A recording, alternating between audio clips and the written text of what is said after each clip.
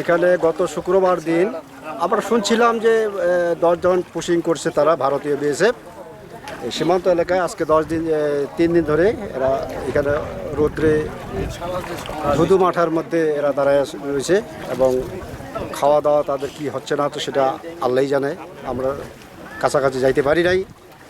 তবে এখানে দেখা যাচ্ছে 3 জন শিশু, 2 জন নারী এবং 5 জন পুরুষ।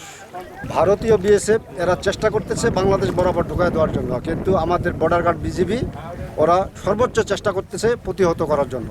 অতএব এখন পর্যন্ত বিষয়টা কী হবে না হবে সেটাই এখান থেকে কিছু বলা যাচ্ছে না বা কেউ কিছু বলতেও পারতেছে না সেটা কী হবে। ওরা ভারত থেকে মানে আমাদের বাংলাদেশে পাঠা যাচ্ছে। আমাদের বাংলাদেশের লোক বলে এগুলো বাংলাদেশের লোক কিন্তু না, ওদের ইন্ডিয়ার লোক। আমাদের বিজিবি চেষ্টা করতেছে, আজকে তো 3 দিন হলো না, 3 দিন ধরে চেষ্টা করতেছে। খাওয়া দাওয়া নাই, এই অবস্থায় আছে দৌলাদ এরকম পানি পড়ি হানে। এখন পর্যন্ত কোনো ব্যবস্থা হয় না। আসলে ব্যবস্থা হওয়া উচিত, এদের কিছু একটা করার দরকার। এগুলো তো খুব কষ্ট করতেছি, যে অবস্থায় আছে এভাবে মানুষ আসলে থাকে না। যে কোনো একটা ব্যবস্থা করলে হয়তো সম্ভবত ভালো হবে। এটা মনে হয়, আমার মনে হয় যদি সরকার উদ্যোগ নেয় তাহলে জিনিসটা হয়তো সবচেয়ে ভালো হয়ে যাবে। নাহলে আমাদের বিজেপির অবস্থা খুব খারাপ। মূলত আমরা একটা জিনিস খেয়াল করছি, যখন থেকে শুভেন্দু অধিকারী নির্বাচিত হয়েছে ইন্ডিয়ায়, তখন থেকেই মূলত বিভিন্ন জায়গায় পুশিনের এই ঘটনাগুলো ঘটতেছে। আমরা লক্ষ্য করছি যে লালমনিরহাটেও কিন্তু একই ঘটনা ঘটছে।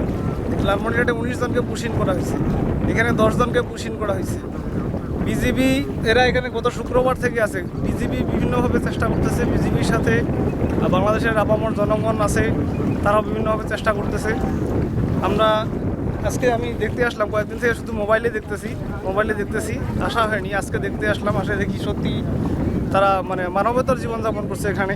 আসলে মূলত এখানে মানবাধিকার লঙ্ঘিত হচ্ছে কি না, আন্তর্জাতিক পর্যায়ে এভাবে ইন্ডিয়ার উপরে এই ধরনের কোনো চাপ পড়তেছে কি না, বা কেউ এরকম চাপ দিচ্ছে কি না যে এখানে মানবাধিকার লঙ্ঘিত হচ্ছে, এই বিষয়টিকে আসলে কীভাবে দেখতেছে, মূলত আমরা সেটাই দেখতে যাচ্ছি।